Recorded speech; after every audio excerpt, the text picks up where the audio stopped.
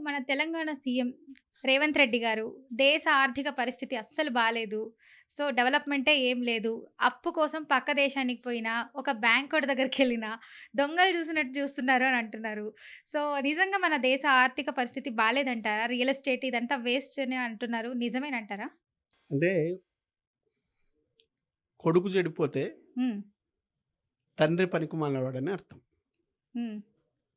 16 ఏళ్ల కొడుకు చేతికి రావట్లేదంటే హ్మ్. 60 ఏండ్ల తండ్రి తండ్రి అవగాహన. బాధ్యుడు అంటారు. ఎగ్జాక్ట్‌లీ.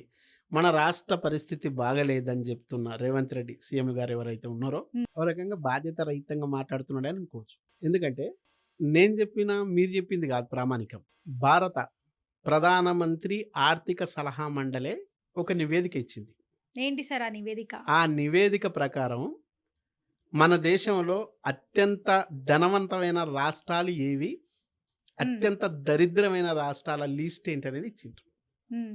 ఆ లిస్టులో అత్యంత దరిద్రమైన రాష్ట్రాల్లో, పేద రాష్ట్రాల్లో బీహారు, ఉత్తరప్రదేశు, ఉత్తరాంచల్ లాంటి రాష్ట్రాలు ఉన్నాయి. అత్యంత ధనవంతమైన రాష్ట్రాల్లో హ్మ్. Delhi first place, second place Telangana. హ్మ్. అలాంటప్పుడు మన రాష్ట్రం ఆర్థికంగా దివాలా తీసింది. బ్యాంకుల వాళ్ళ దగ్గరికి పోతే ఎవడు మొహం కూడా చూపియట్లేదు. చెప్పులు కూడా ఎత్తుకుపోయే పరిస్థితిలో ఉన్నారని అనుకుంటున్నారు హ్మ్. అని చెప్పడం అంటే ఒక బాధ్యత రహితమైన తండ్రి పాత్ర అది. సంపద అనేది సృష్టించబడతది. లంకె బిందెల్లో ఉండదు. హ్మ్. సంపద అనేది సృష్టించబడతది.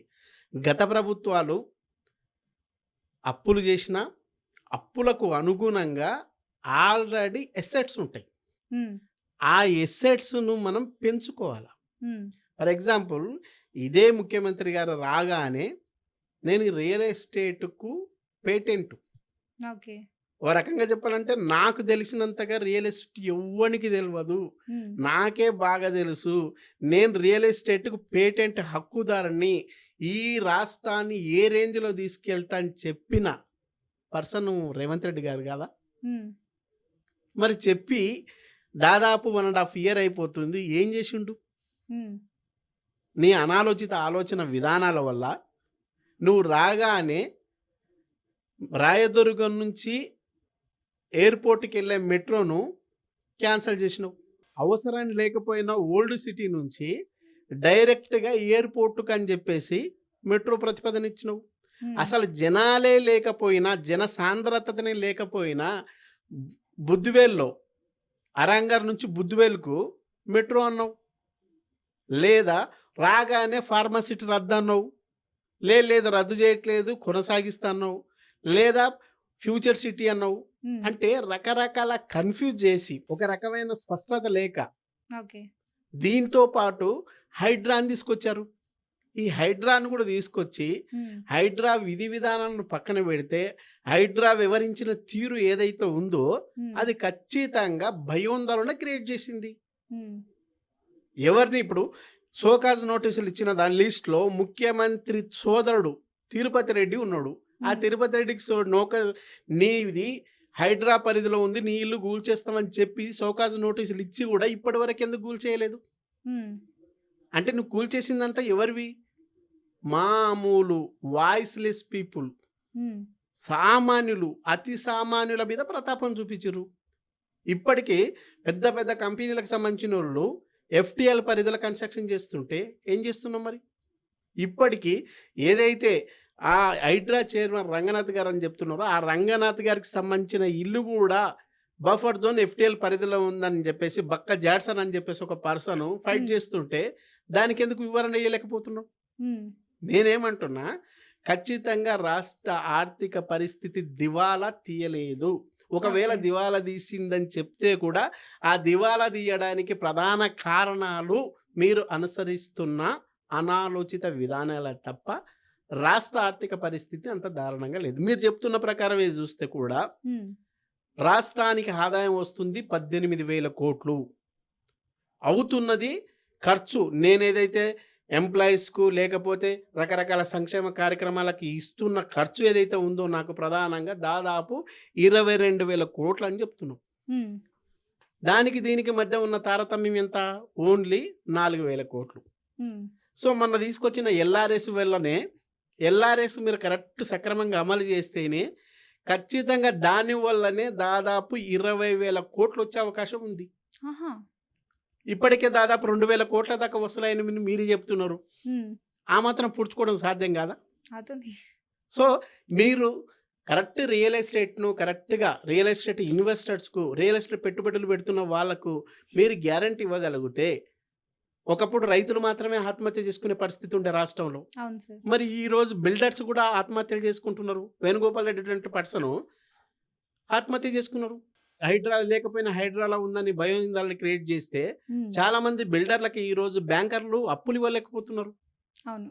మీరెట్లాగైతే చెప్తున్నారు, మీరు పోతేనే మీ మొహం చూపించడానికే బిల్డర్లు ఏదైతే బ్యాంకర్లు మొహం చాటేసినప్పుడు మరి బిల్డర్లకు మొహం చాటేయరా?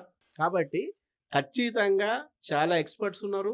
విధి విధానాలు పర్ఫెక్ట్‌గా ఉన్నాయి. హ్మ్. ఓసారి కూర్చొని మాట్లాడి చేయగలిగితే రియల్ ఎస్టేట్ ఈ రోజుకి గూడా మీరు ఇన్ని అనాలోచిత విధానాలు చేసినప్పటికి గూడా రియల్ ఎస్టేట్ అనేది దారుణంగా, దీనంగా, హీనంగా పడిపోయిన చరిత్ర మన తెలంగాణలో, హైదరాబాద్‌లో లేదు.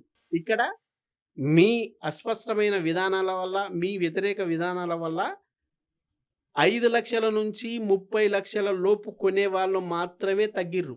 5,00,000 నుంచి 30,00,000 లోపు కొనుగోలు చేసే వాళ్ళ సంఖ్య మాత్రమే రిజిస్ట్రేషన్‌ల పరంగా తగ్గింది. ఓకే. 50,00,000 నుంచి ₹1,00,00,000 కొనుగోలు చేసే వాళ్ళ సంఖ్య తగ్గలేదు. హ్మ్. ₹1,00,00,000 నుంచి 5,00,00,000 సంఖ్య, 1,00,00,000 నుంచి 5,00,00,000 వరకు కొనగలిగే కెపాసిటీ ఉన్న వాళ్ళ సంఖ్య కొంచెం పెరిగింది. హ్మ్.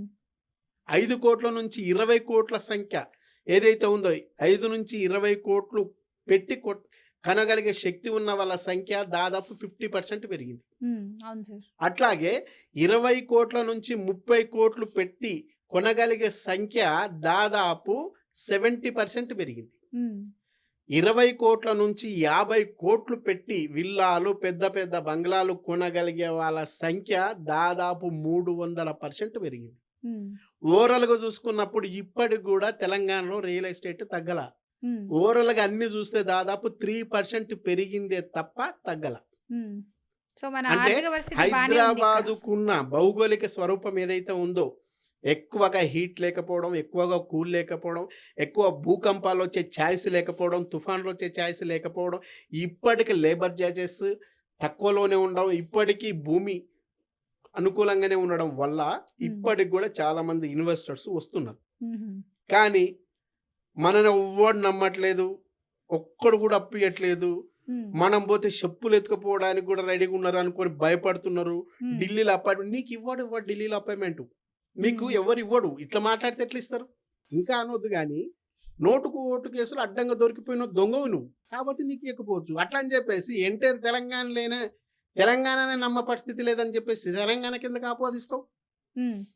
ఈరోజు రాష్ట్ర ఆర్థిక పరిస్థితి బాలేదని చెప్పేసి ఉద్యోగుల దగ్గర పోయి చెప్తున్నావు. చెప్పండి. ఏం పెంచమంటారు చెప్పండి.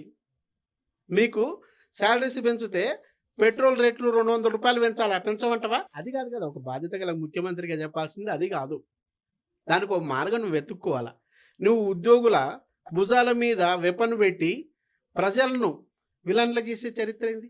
హ్మ్. లేకపోతే ప్రజల ముందు ఉద్యోగులను విలన్లు చేసే పద్ధతి ఏంది? హ్మ్. రాష్ట్ర ఆర్థిక పరిస్థితి బాలేదా? నువ్వు ఎలక్షన్‌లకు 6 గ్యారంటీలు ఇచ్చినప్పుడు గాని, నువ్వు 400 హామీలు 420 హామీలు అంటారు వాటిని. 420 హామీలు ఇచ్చేటప్పుడు గాని, మా కాంగ్రెస్‌కి చాలా చరిత్ర ఉంది. హ్మ్. ఆర్థిక పరిస్థితిని ఎట్లా సెటిల్ చేసుకోమంటారు? ఆ మాత్రం తెలివితేటలు లేవదా నువ్వు చెప్తివి. హ్మ్. అట్లాగే బట్టి విక్రమార్క గారికి డిప్యూటీ సీఎం ఆయన చెప్పా. హ్మ్. ఇప్పుడు ఆ తెలివితేటలు ఏమైపోయినాయి? కాబట్టి బాధ్యత రహితంగా వ్యవహరించకండి. ఒక ముఖ్యమంత్రి స్థానంలో ఉన్నప్పుడు పర్ఫెక్ట్‌గా మీకు ఆ సబ్జెక్ట్ మీద గ్రిప్ లేకపోతే చాలామంది అధికారులున్నారు. చాలామంది ఎక్స్‌పర్ట్స్ ఉన్నారు. వాళ్ళని పిలిపించుకొని వాళ్ళతో డిస్కషన్ చేయండి. చేసిన తర్వాత సంపదను ఎట్లా సృష్టించాలా? హ్మ్. లంకె బిందెలు అంటారు కదా మీరు. లంకె బిందెల్లో ఉండదు. హ్మ్. లంకె బిందెల్లో తీసుకునేటోడు దొంగ. రాష్ట్ర ఆర్థిక పరిస్థితిని బాగు చేయడానికి మీరు ఆర్థిక వనరులను, సంపదను సృష్టించే వాళ్ళు నాయకులు. మీరు యెస్. నాయకుల స్థానంలో, బాధ్యత కలిగే స్థానంలో ఉండి హ్మ్. మాట్లాడి రాష్ట్రాన్ని బాగు చేయాల. హ్మ్. అంతే తప్ప ఈ రకంగా మాట్లాడితే వచ్చే ఇన్వెస్టర్స్ కూడా ఆలోచనలో పడే అవకాశం ఉంటది. అవును ఇప్పటికి సార్. మీరు బాగా ప్లాన్ చేసుకోగలిగితే చాలామంది ప్రతిరోజు మన రాష్ట్రానికి బతకడానికి వచ్చే వాళ్ళ సంఖ్య 5,000 నుంచి 6,000 మంది ఉన్నారు. మేము హైదరాబాద్‌లోనే ఉంటాం. హైదరాబాదే పక్కా మా రాష్ట్రం, మా దేశం, మా జన్మస్థలం అని ఫీల్ అయ్యి హ్మ్.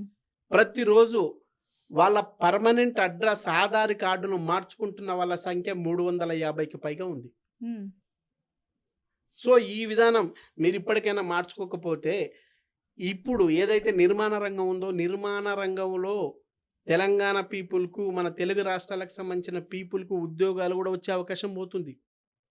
బీహార్ నుంచి, జార్ఖండ్ నుంచి, మణిపూర్ నుంచి, ఉత్తరప్రదేశ్ నుంచి మన దగ్గర వచ్చి నిర్మాణ రంగంలో పనిచేస్తున్న కూలీల సంఖ్య పెరుగుతుంది. సో, మరి మన వాళ్ళకేమైపోతది? నిర్మాణ రంగం అంటే రియల్ ఎస్టేట్ అంటే ఓన్లీ అమ్మకం, కొనుగోలు ఒకటి కాదు. ఈ రియల్ ఎస్టేట్ మీద డిపెండ్ అయ్యి బతికే వాళ్ళ సంఖ్య 856 డిపార్ట్‌మెంట్లుంటాయి. రైతు భూమి అమ్ముతాడు. ఒక వెంచర్ చేస్తారు. హ్మ్. వెంచర్ చేసినప్పుడు గవర్నమెంట్‌కి ఇన్‌కమ్ వస్తది. అవును. రైతు అమ్మినప్పుడు ఇన్వెస్ట్‌మెంట్ వస్తది. తర్వాత కస్టమర్లు కొనుగొన్నప్పుడు రిజిస్ట్రేషన్ ఫీజ్ వస్తది. తర్వాత వీళ్ళు ఇల్లు కడుతుంటే వాటరోడికి, మోటారోడికి, పవరోడికి, అట్లాగే స్టీలోడికి, సిమెంటోడి, ఇసుక, వాటర్, మోటార్ ఇట్లా అన్ని సెక్టార్‌లకు ఇన్‌కమ్ వస్తది. అవును. దాని మీద గవర్నమెంట్‌కి జీఎస్టీ వస్తది. హ్మ్. ఇట్లా ఒక్క ఇల్లు కడితే 86 మందికి ఎట్లాగైతే ప్రత్యక్షంగా, పరోక్షంగా ఉపాధి దొరుకుతదో, మీరు ఈ రియల్ ఎస్టేట్ అనే దాన్ని విస్మరించి, దీన్ని పక్కన పెడితే, ఒక్క రంగాన్ని పక్కన పెట్టినందుకు దాదాపు 856 మందికి అన్యాయం జరిగే అవకాశం ఉందని మీరు గుర్తించండి.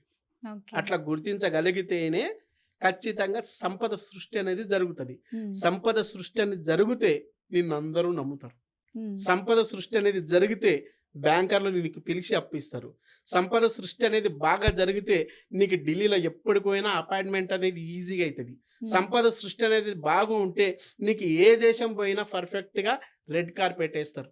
హ్మ్. సంపద సృష్టి అనేది లేకపోతే నిన్ను అక్కడ, ఇక్కడ గాదు ఈవెన్ మన రాష్ట్రంలో గూడా ఏ కార్యక్రమానికి చీఫ్ గెస్ట్ గూడా పిలవరు. హ్మ్.